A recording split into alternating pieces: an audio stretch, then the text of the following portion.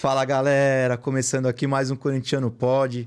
Pô, agora com um projeto muito legal, mostrando todas as chapas para vocês aí, mostrando quem vai conduzir o Coringão para os próximos 3 anos. Isso é muito importante para a gente saber, se for coisa boa, quem que a gente vai bater palma e também quem que a gente vai cobrar se der coisa ruim, né? É um projeto muito importante que a gente cresceu ouvindo falar de democracia, então estamos aqui exercendo a democracia corintiana, que foi tão linda lá em 82, né? 82. E que a gente ouve 83. tanto falar. E aqui, a Chapa 82, inclusive, hoje com a gente. É um prazer ter vocês. Obrigado, né? É muito bom. Obrigado por ter aceitado fazer parte disso. É um projeto que a gente quer abrir o clube para o corintiano saber quem vai estar lá os próximos anos. Acho que é justo, por mais que só os sócios hoje em dia votem, mas é muito justo a nação corintiana aí, o povo corintiano, saber quem que vai estar lá para os próximos anos. Então, muito obrigado pela presença de vocês. E estamos aí, o espaço é de vocês. Contem sobre a Chapa 82, Movimento Corinthians Grande. Boa. Obrigado, Nenê. Obrigado pelo convite. Olá a todos.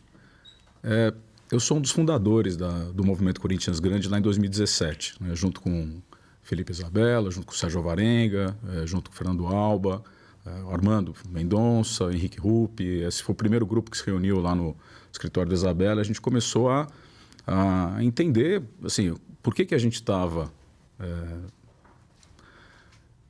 com a sensação de que o Corinthians podia ser muito melhor e o que a gente podia fazer a respeito, né? E disso saíram algumas diretrizes, né? Então, basicamente, a gente fala ali da fundação do Movimento Corinthians Grande de 4 pilares, né? Então, o primeiro pilar, cara, é a centralidade no torcedor, né? A gente entende que é o maior ativo do clube, sem falsas, sem blá blá blá, né? Se a gente não tiver centrado no torcedor, não faz sentido a gente desenvolver um trabalho aqui, porque ele é o beneficiário final desse negócio. É ele que tem que estar satisfeito, ele que tem que estar feliz de ir no estádio, ele que tem que estar curtindo a experiência, ele tem que estar comemorando na segunda-feira o que aconteceu no domingo, tá? O clube tem uma dimensão que, pensando num segundo pilar, né, a gente não pode esquecer da função social. O Corinthians é um clube de inclusão, né? Uma série de coisas que a gente fala de propósito, né? A gente fala de incluir o corintiano.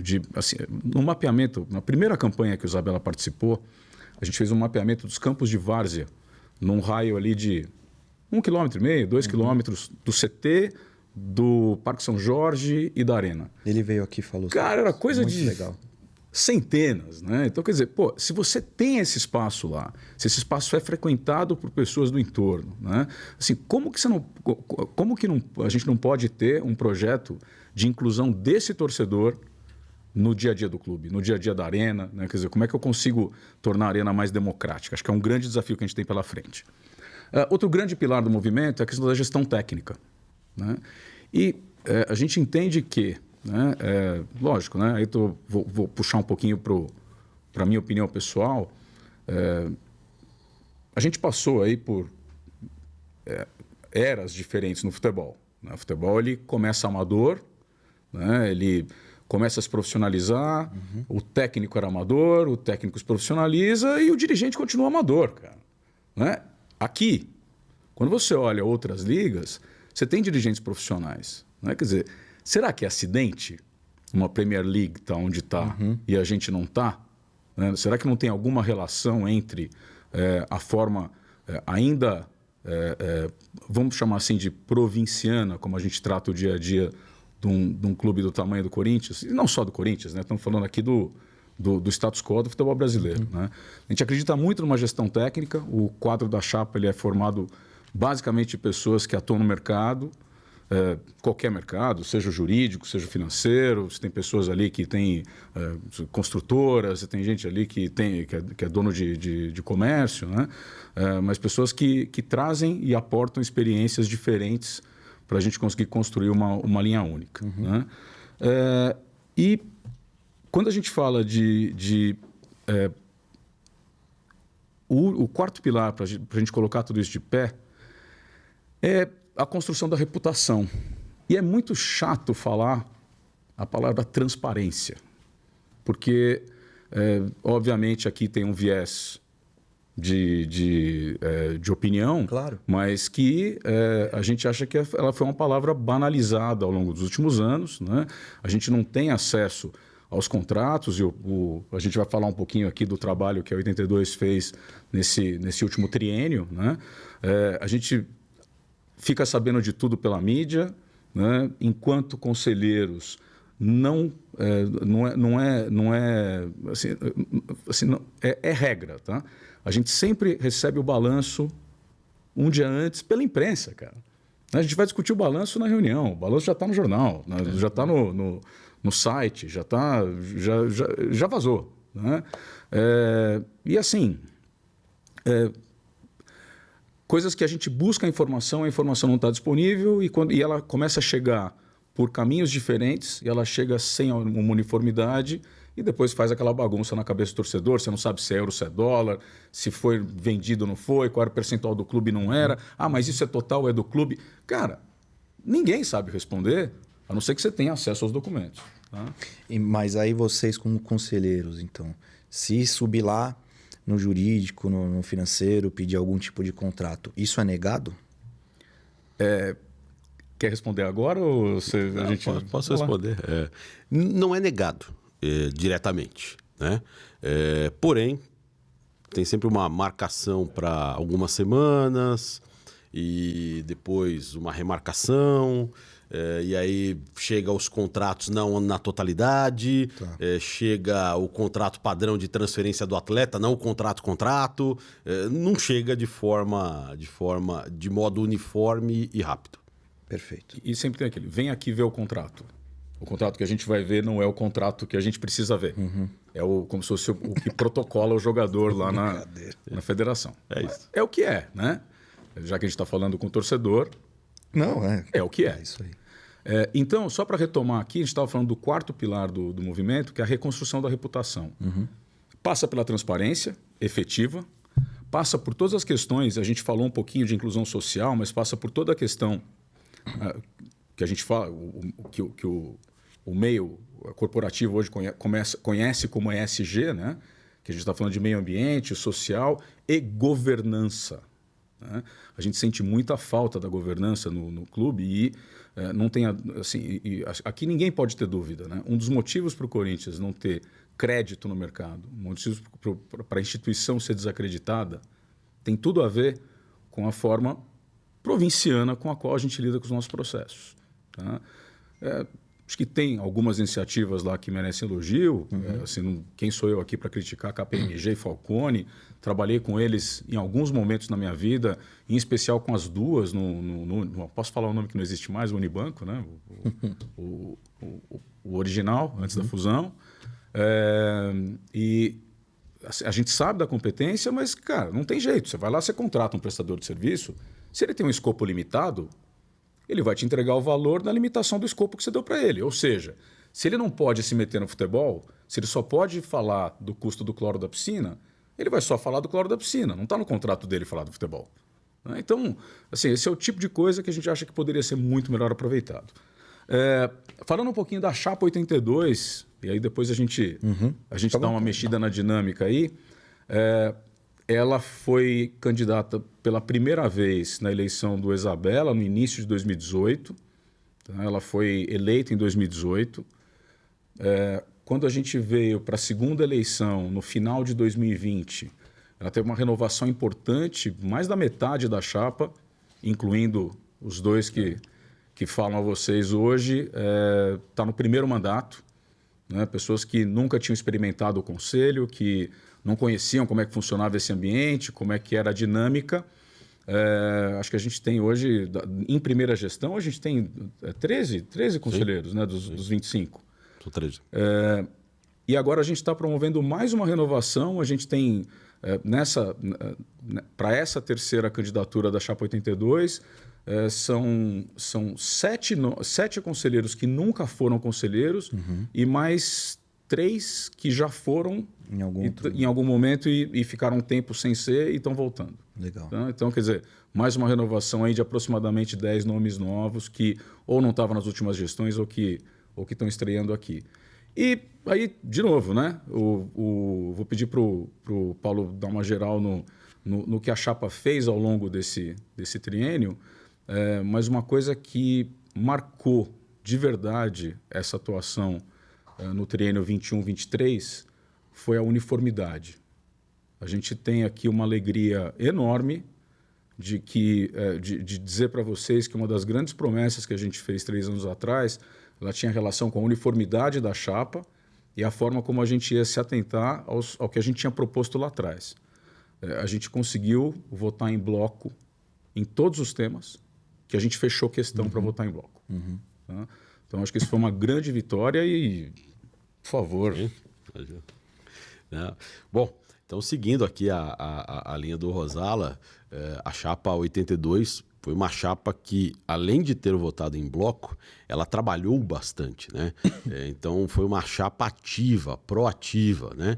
Que, dada a pouca, digamos assim, a não tanta abrangência das informações, nós buscamos essas informações, né? Então, o primeiro ofício que nós fizemos de cobrança formal foi em março de 2021, 90 dias após a gestão. Por quê? Porque nós tínhamos ali mais de 90 dias de gestão e não tínhamos uma diretoria ainda nomeada.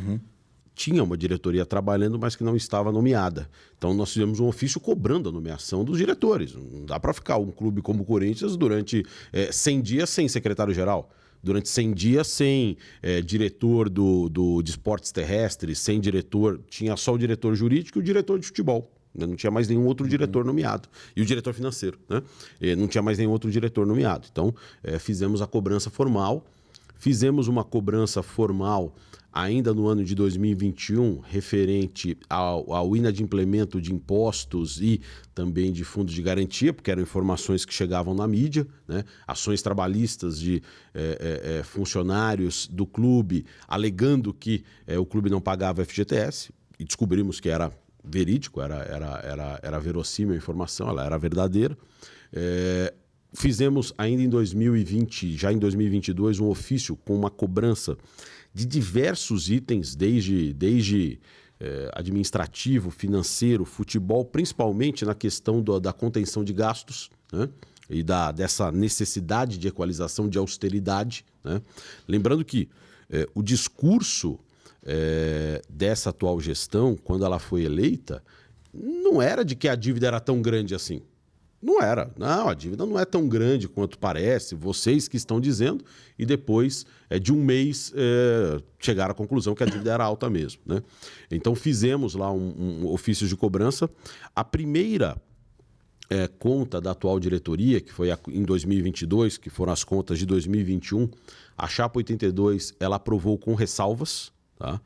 8 membros nossos rejeitaram e os outros aprovaram com ressalvas. Foi lida uma carta lá no dia, onde nós deixávamos muito claro que aquilo não era um cheque em branco, que a diretoria ali estava mostrando naquele momento, naquele recorte, um cenário de diminuição de despesas, e nós concordávamos, isso era necessário, mas aquilo não era um cheque em branco, né? Isso foi em abril de 2022. E trabalhamos bastante quando do contrato com a Caixa.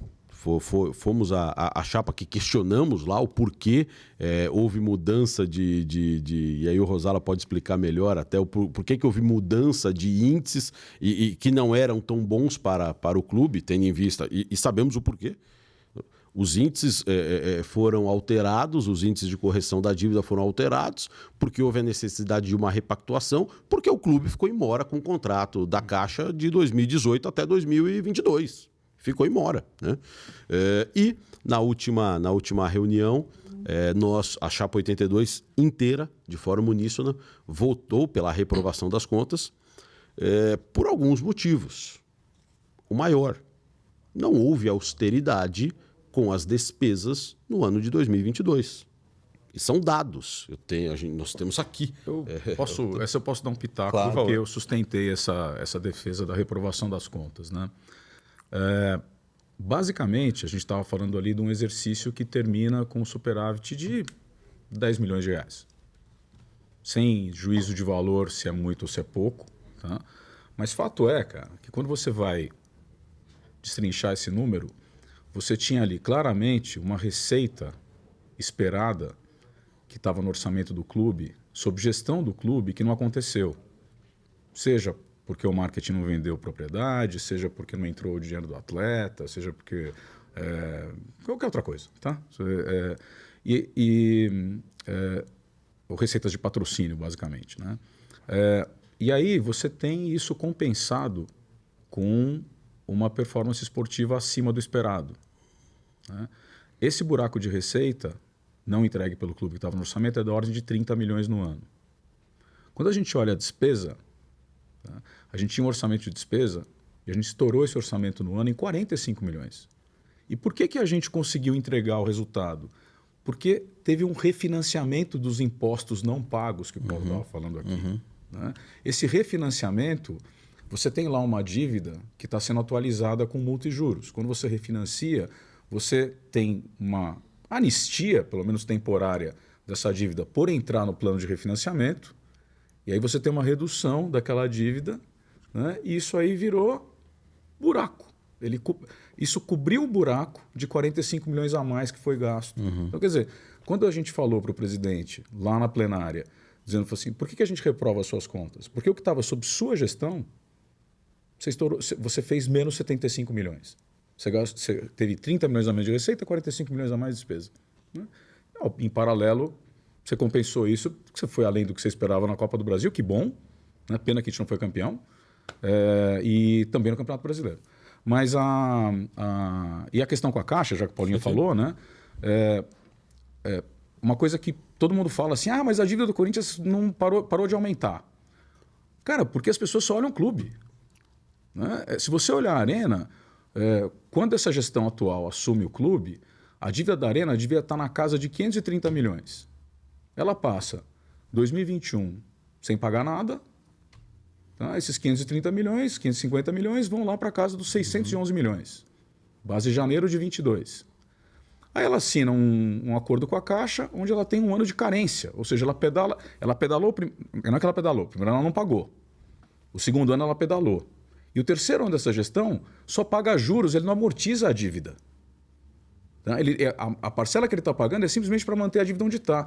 A dívida sai ali de 530, 550 milhões para 700 milhões que está hoje. Então, essa conta, ninguém fala, cara. Todo mundo fala, não, mas o clube devia 900, hoje que deu a receita recorde lá, agora ele deve 890. No último balanço que a gente recebeu, estava 950. Sim. Então, do último balanço para cá, a gente espera encontrar esse número conciliado, a dívida caiu 70 milhões. Tá?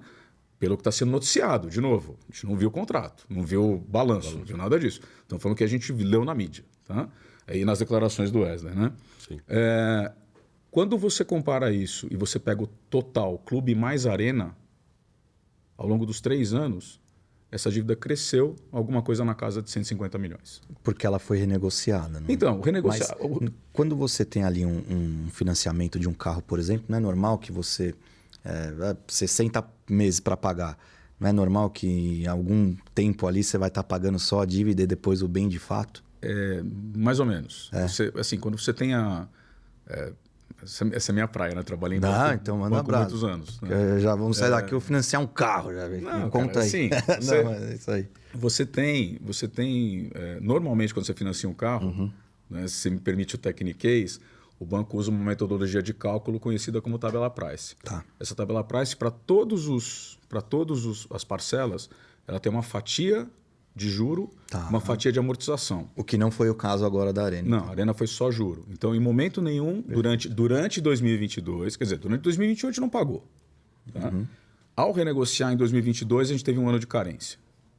Que, na prática, quer dizer o seguinte, você me paga com juros, mas sem multa. Porque aquele primeiro ano ficou juntando multas. Você fala assim, mas como é que a dívida foi de 550 para 611 num ano que a taxa básica estava mais baixa? Tá. É porque a gente foi pagando multa, né? ou acumulando multa. E aí o mais importante dessa renegociação é que quando a gente tinha o contrato original da Caixa, ele tinha uma taxa de fomento, né? Uma taxa de incentivo para você desenvolver uma área da cidade. Então, isso existe para vários segmentos da indústria, né? Infraestrutura, principalmente. Né? Então, o que você faz lá? Você cria uma linha de crédito que ela é mais acessível do que a média de mercado. Tecniquez de novo, TJLP mais 3,5 ao ano. Tá? Quando eles renegociaram, essa taxa sai de uma taxa de fomento para uma taxa de mercado. Que é maior. Então, o clube saiu de TJLP mais 3,5 para CDI mais 2. Quanto deu isso na prática? Durante 2022, TJLP mais 3,5, 8,5, 9. Tá? CDI mais 2, 15. Entendi. Tá? Então a gente simplesmente pagou 6% a mais durante um ano em cima de 611 milhões de reais em função dessa renegociação. De novo, se não tem o que fazer, cara, se é o que tem para hoje, é o que tem para hoje. O que não dá, e foi isso que a gente foi sustentar lá na plenária, assim, cara, não dá para você vender isso como sendo um puta negócio. Entendi. Né? Não é um super negócio.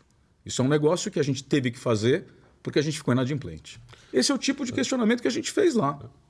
Não, para o público entender, que o que eu acho mais grave de tudo.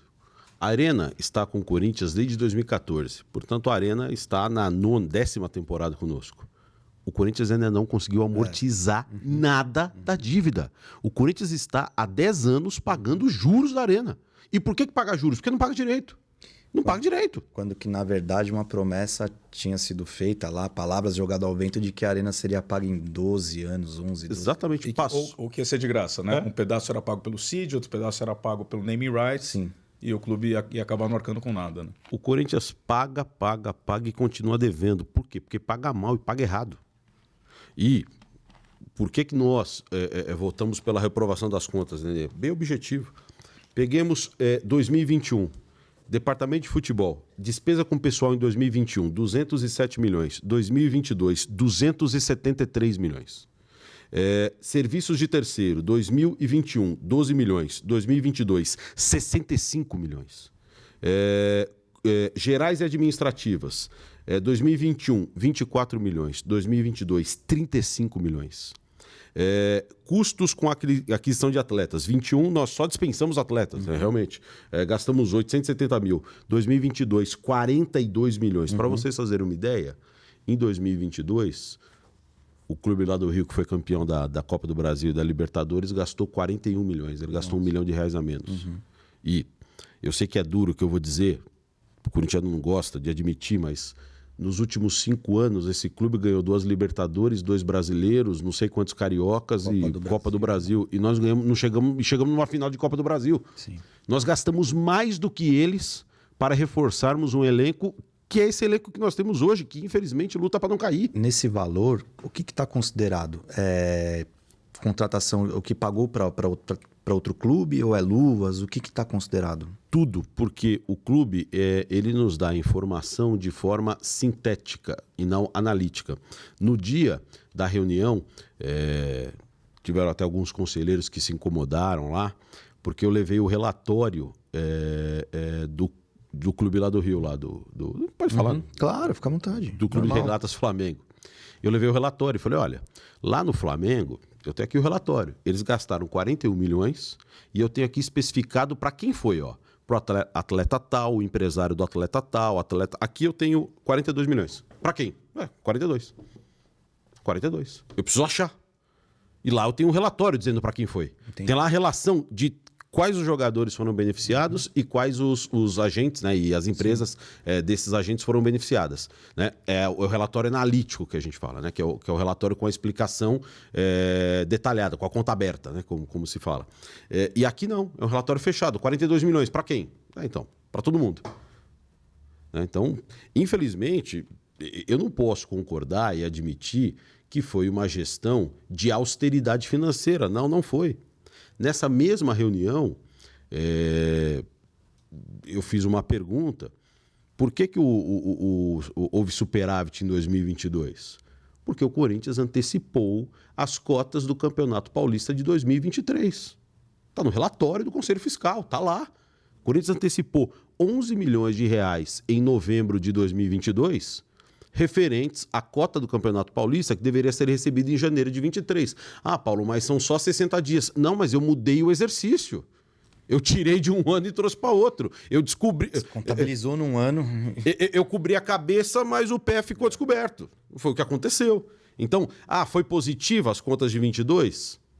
Não, não foi. Se eu antecipei 23, e como o Rosala mencionou aqui, se nós deixamos de oferir receitas de patrocínio que estavam orçadas para obtermos uma compensação, receitas com o desempenho esportivo, que foi muito bom e é maravilhoso, né?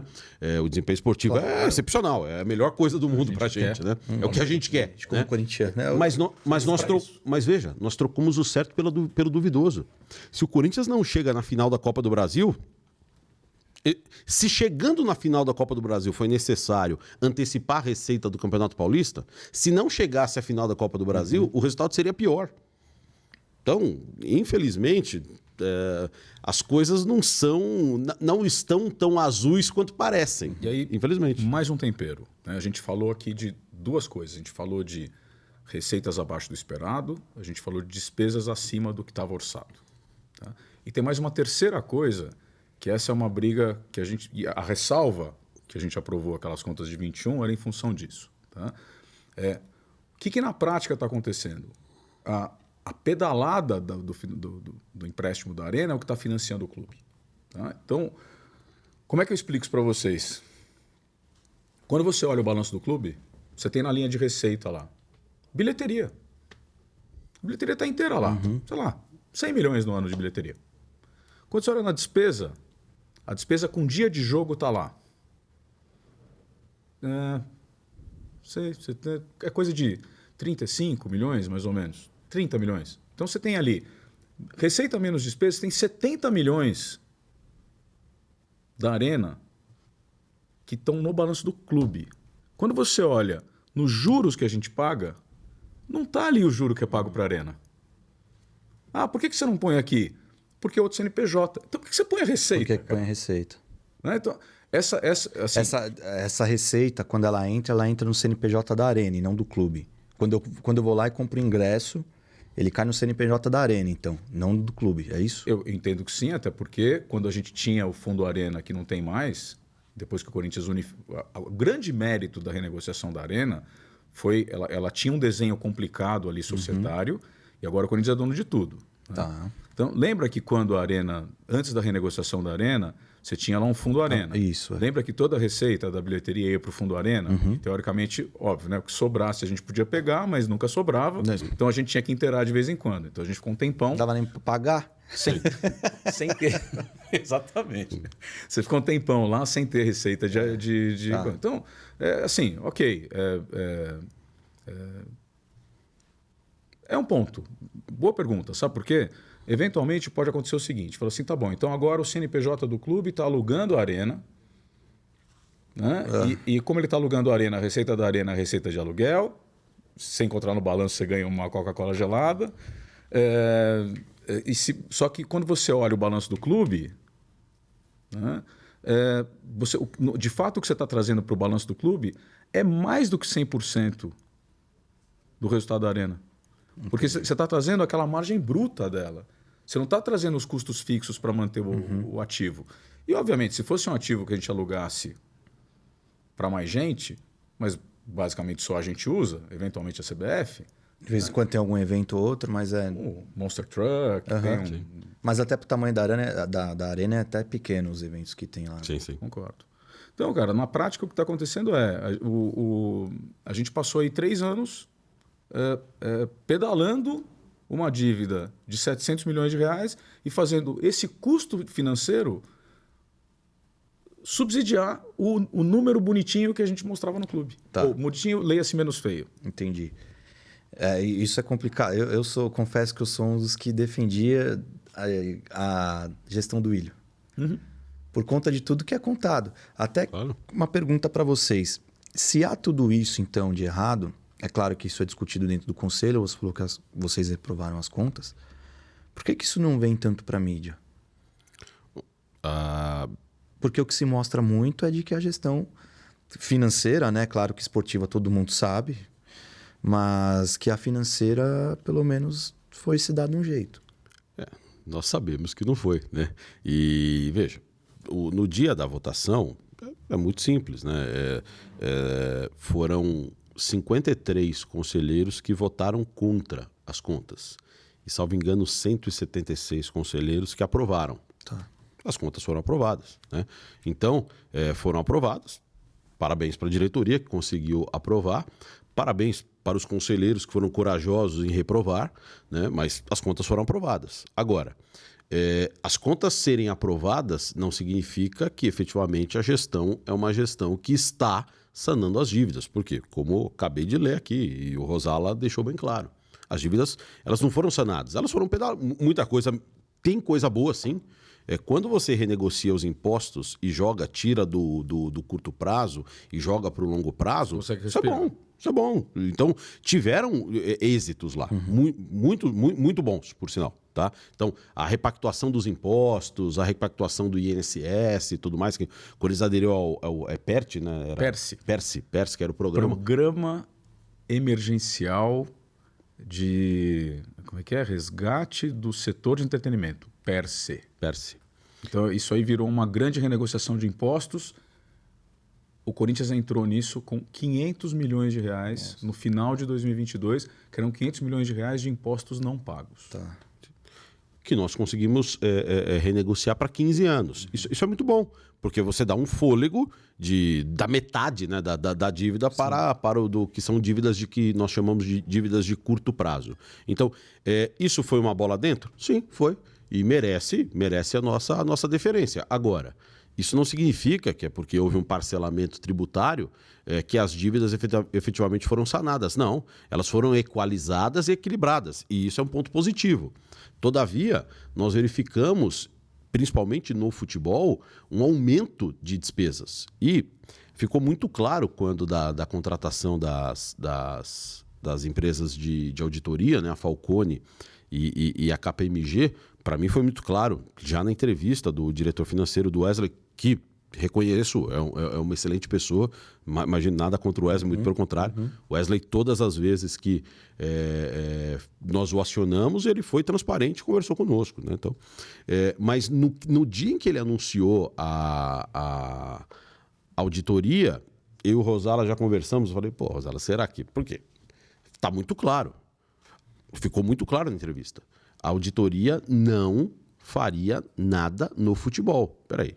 Se 90% das receitas do clube é o futebol... Eu fiquei sabendo disso só depois que eu falei com ele aqui, cara. Pô, então, mas isso ele falou na coletiva de anúncio. Então, quer dizer, hoje o Corinthians ele passou para a torcida que ele tem a KPMG e a Falcone como parceiras e que estão ajudando na equalização no novo modelo de gestão. Mas isso é para o clube.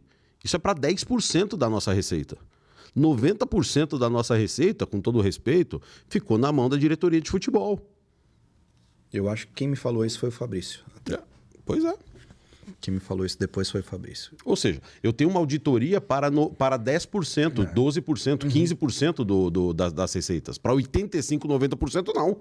E aí continua essa bagunça. E aí você perguntou para a gente no começo por que isso não está na mídia, né? Cara, porque a mídia não sabe, não tem transparência. Você sabe quanto é a dívida total do Corinthians, Arena mais Clube? A gente chuta. A gente também não sabe. Mas é na casa de 1.7 bi. Próximo e qualquer lugar, em qualquer matéria, em qualquer veículo que você for buscar quanto é a dívida do Corinthians, você vai encontrar 900, 1 bi, depende do critério lá, do que é, do que não é e tal. Porque não considera o estádio. Porque não considera o estádio. Mas esse ano já saiu uma boa parte lá, 75 milhões já acho que foi pago, né? Então a dívida ela tem que ser considerada como um todo, porque se o dinheiro sai do Corinthians, se ele entra e sai, ela tem que ser considerada como um todo, né? Ela é assim, a gente vai continuar correndo essa maratona com uma mochila de pedra nas costas. Sim. E quais os projetos de vocês? O Rosala, até eu vi a live do Augusto lá nos Gaviões, que ele confirmou que você vai ser o financeiro dele. Tem uma eleição no meio, não grita gol. Não, sim, claro. Se ganhar, não, claro. Mas ele confirmou e tudo. Mas sobre a chapa, vocês falaram da participação de vocês na anterior. Já imagino alguma coisa aqui do que vai participar para a próxima já. Quais são os projetos que vocês têm como um todo, então? Porque e se o André ganhar? também, são 2 opções, vocês vão ser oposição. Quando é oposição, deve ser muito mais difícil conseguir colocar em prática. Tem um grande depende aí para te responder, Tá. porque depende menos de você ser situação ou oposição, e na prática depende mais de você ter a maioria no conselho. Tá? Porque Tá, é assim, então eu posso complementar a resposta Fica à vontade. Pensando no seguinte: na primeira chapa que foi eleita, que foi eleita no início de 2018, que pegou 18, 19 e 20, tá? Aquele triênio, das 8 chapinhas eleitas, eram 5 de situação e 3 de oposição. Claramente, a 82, junto com outras 2, assistiram a situação fazer o que quis lá naquele negócio e eventualmente até sem ter muito o que falar. Tá. Né? Quando você pega o nosso triênio, foram 4 chapinhas de oposição e 4 de situação eleitas. Né?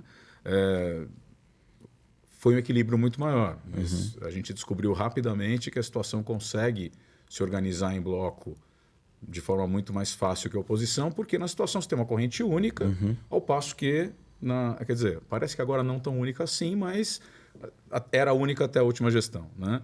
Ao passo que na oposição você tem ali opiniões diferentes. Né? Então, assim, a gente teve dificuldade em chegar num acordo qual que era a chapa que a gente ia apresentar para a mesa do conselho.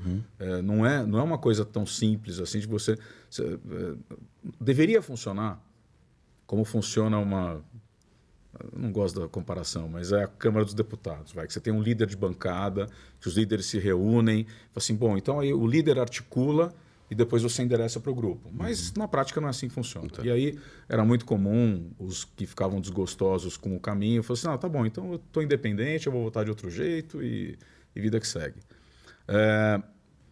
Então, cara, assim, tem um desafio sim, e a gente acabou não falando isso no começo do papo, né? A gente apoia o Augusto Melo. Sim, eu ia perguntar. A gente apoia o Augusto Melo para essa gestão. A gente pode até contar para vocês os motivos que nos levaram a apoiar o Augusto Melo. Basicamente, a gente se aproximou demais das chapas do Augusto durante esse triênio. Tá. A gente votou 77, junto em praticamente todos os temas, seja com o pessoal da 77, o pessoal da 30. A 82 estava em bloco junto com eles e alguns outros conselheiros de outras chapas. Né? E, naturalmente, a gente começou a falar de propostas para o clube em conjunto, né? E a gente encontrou no Augusto uma pessoa que abraçou esse nosso pilar aqui de gestão técnica, né? E inclusive, ele...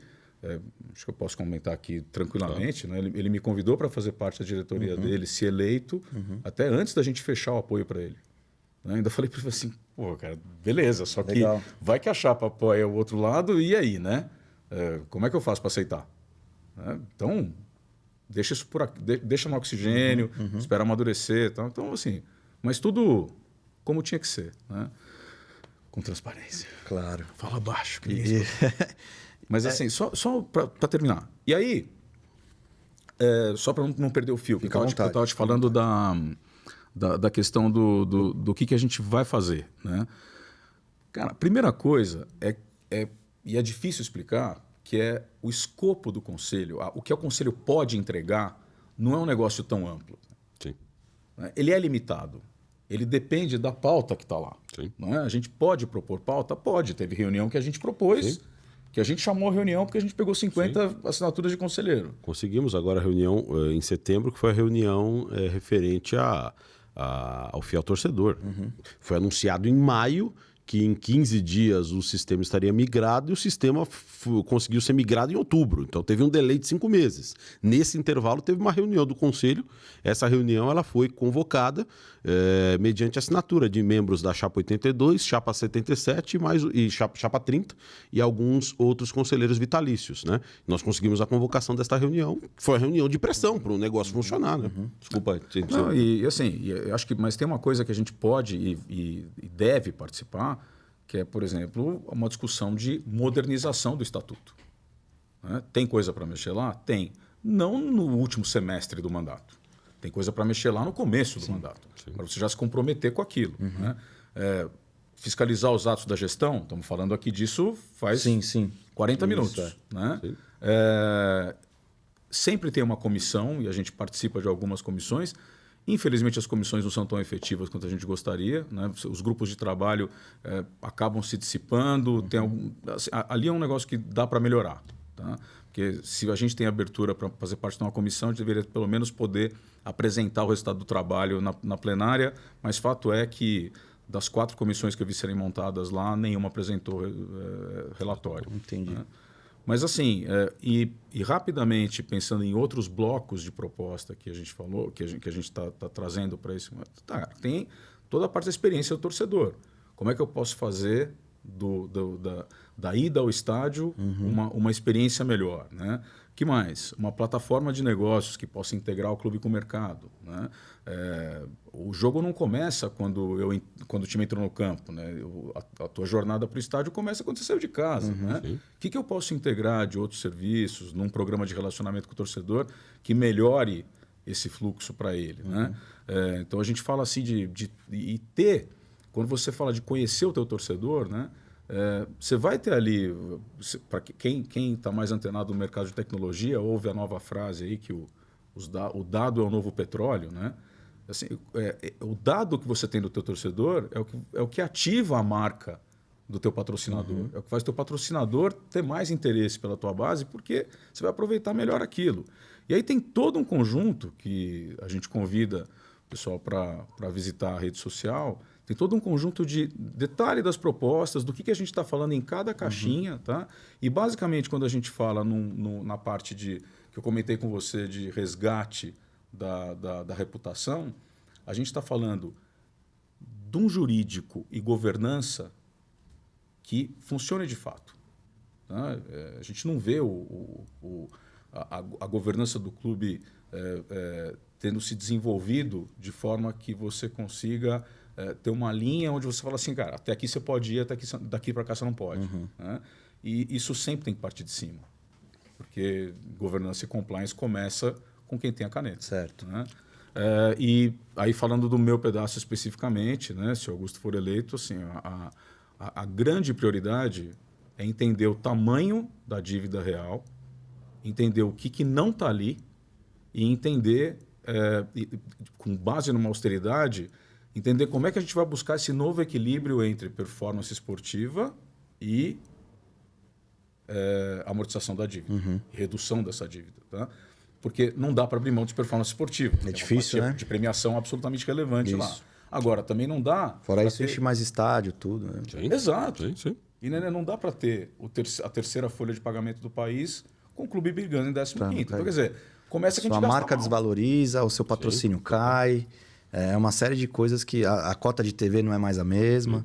Né? É uma série de coisas que acaba. E para complementar, essas premissas de gestão técnica e tudo mais, isso faz parte do programa do Movimento Corinthians Grande de 2018, que foi entregue e protocolado no 5º andar, quando da eleição do Andrés lá em 2018. E o nosso programa de 2020, tá, ele também foi entregue para a diretoria no começo de 2021. Em ambos os casos, eu tenho a impressão que ambos os programas foram para a máquina picotadora de papel. Mas eles foram entregues, estavam lá. Então, nós não fizemos um projeto de governança para o nosso grupo, não. Nós fizemos um projeto para o Corinthians. E entregamos esse projeto, está aqui. Só implementar. Não é algo personalíssimo só nosso, não. É para o clube. Ninguém levou à frente, né? Então... Um assunto que eu queria perguntar para vocês. Eu sei que, é claro que tem que ser alguma coisa a ser apresentada, robusta e tudo, mas o voto do fiel torcedor. A chapa ela é a favor ou contra? De forma muito objetiva. A chapa é totalmente a favor da ampliação do colégio eleitoral. Tá. Se a ampliação do colégio eleitoral é sinônimo de voto do fiel torcedor, certo. Eu acho que é uma segunda discussão. Tá? Pode ser um caminho. Né? Pode ser criada outra categoria. Pode ser criada outra categoria. Fiel votante, sei lá. Exatamente. Sócio votante. E assim, ele pode até pegar um gancho no relacionamento existente com o fiel torcedor. A princípio faz sentido que pegue, mas eu só não queria deixar a resposta limitada ao fiel torcedor. Certo. Né? Porque eu acho que assim, O grande objetivo é como é que eu torno o clube mais democrático, Sim, perfeito. como é que eu aumento a participação da torcida nesse processo. Legal. Eu, sendo sócio do Corinthians hoje, estava até falando com o Fabrício ali, a gente só pode escolher um setor como sócio do Corinthians, né? Não sendo fiel torcedor. Sim. Porque eu sou fiel torcedor e sócio do clube. Mas o sócio, ele só pode escolher um setor do estádio, que é o setor oeste. Com 20% de desconto, mas que mesmo assim é muito caro. Sim. É na casa dos 260, 270 reais, vai por aí. Teria como uma chapa do conselho, se assim vocês entendem que é certo, apresentar para que mude isso, para que ou seja criada também uma nova categoria de fiel torcedor, né, que tenha o sócio do clube, ou que o sócio, como é hoje, faça seu cadastro lá e consiga comprar outro setor. Não, entendo que não seja nem o norte nem o sul, Sim. mas pelo menos o leste. Perfeitamente. É ato de gestão. Tá? É uma questão de gestão e é muito simples isso de se resolver. Não precisa mudar estatuto para fazer isso. Não precisa. Isso é um ato de gestão. É uma regra comercial de negócio que você vai lá e fala assim, a partir de agora vai valer essa regra aqui. Exatamente. Entendi. E eu acho que está mais do que na hora do Corinthians se oxigenar. Parar com esse apartheid o torcedor uniformizado só fica ali no espaço dele, o sócio do clube só fica ali, o outro só fica ali. Nós não vivemos em prisões. Mas parece, quer dizer, eu não posso ver o jogo do setor leste porque eu sou sócio do clube e foi me reservado o setor oeste. Tá, mas eu quero ver do sul. Tá certo. Eu quero ter a experiência de ver os jogos do Corinthians em todos os setores daquele estádio. E por que isso não é permitido? Né? Então, é um ato de gestão. É muito simples isso. É muito simples. É engraçado que como cada setor é um público, né, cara? Exatamente. Isso é muito engraçado. Cada setor é um tipo de público. E- Hoje está muito separado isso. E essa experiência de você ver o jogo em todos os setores do estádio é maravilhosa, porque você vai vendo os tipos de torcida. Que nós temos várias torcidas dentro de... Todas estão dentro de um único objetivo. Isso é muito claro, ponto. Claro. Mas com pontos de vistas totalmente distintos. E é necessário ter essa oxigenação. Por quê? Como que nós vamos saber a experiência do torcedor na arena apenas do setor oeste, Rosário? Não dá. Eu preciso saber como que é a chegada de metrô do cara da norte, que o cara enfrenta. o cara da leste para subir. Eu preciso saber dessa... E, infelizmente não tem. Gente, mais alguma coisa que vocês queiram falar? Fale também o Instagram de vocês para a galera acompanhar vocês aí. Bom, Movimento Corinthians Grande nas redes, né, Fabrício? É Movimento Corinthians Grande 82, né? Agora me pegou aqui. Vamos colar. Deixa eu olhar vontade. aqui. Que é Vamos mais colar, fácil. porque senão a gente É que mudou, né? É que era e aí mudou. Move Corinthians Grande. Move Corinthians Grande. Move Corinthians Grande. Qual mais sobre isso? Esse é do Instagram. Todos os uniformes, né? Instagram. Vou tomar bronca lá do pessoal. Não, mas... vai ter na descrição do vídeo também os contatos lá das redes sociais, da chapa, tudo. Gente, parabéns pelo trabalho que vocês têm feito. Como a gente estava explicando pro Fabrício, às vezes é difícil não dar opinião, né? Não tem como... É claro que a gente é imparcial, mas é difícil às vezes não dar opinião. Na minha opinião, o trabalho foi bem feito. Espero que continue dessa forma. Perfeito. Parabéns Obrigado. a vocês. A gente agradece demais a oportunidade de participar e... Gostaria que tivesse muito mais tempo, mas até já explicando o pessoal de casa, como tem dias que, na maioria dos dias, é agendado 2 e às vezes até 3 chapas pelo horário do estúdio, todas essas coisas. Então não dá para ser... Claro. E ainda mais porque eu tive que esperar fechar a inscrição para as chapas. Tempo curto. Eu fui aconselhado lá por algumas pessoas do clube esperar que a inscrição tivesse sido registrada de todas. E aí o tempo ficou muito curto, porque hoje é dia 25 de outubro e tem até o dia 23 de 24, porque se que é você colocar sábado, um no dia ar antes. também, né? Então, Não dá tempo nem do Exato. pessoal assistir antes de... Exato, precisa colocar em um mês as 16 chapas. Claro. Enfim, e muito obrigado pela presença de vocês. É um prazer. Desejo toda a sorte do mundo e que, se vocês estiverem lá, por favor, façam o trabalho bem feito e o Corinthians grande do jeito que ele é. E como o nome aí da chapa diz. Obrigado, gente. né? Obrigado pela participação. A gente agradece. Obrigado. Sempre à disposição. Rapaziada, se inscreve no canal. A gente vai continuar o trabalho, a democracia corintiana. Agradecer também o Cris lá do Bar da Torre, que sempre dá uma força. Vê que às vezes passa aí na TV. Acessa aí embaixo também tem o Instagram do Bar da Torre. Vai ter tudo aí. Então se inscreve no canal, continua dando essa força pra gente que o trabalho é esse. Vamos abrir o clube pra vocês. Valeu e até a próxima. Gente, obrigado.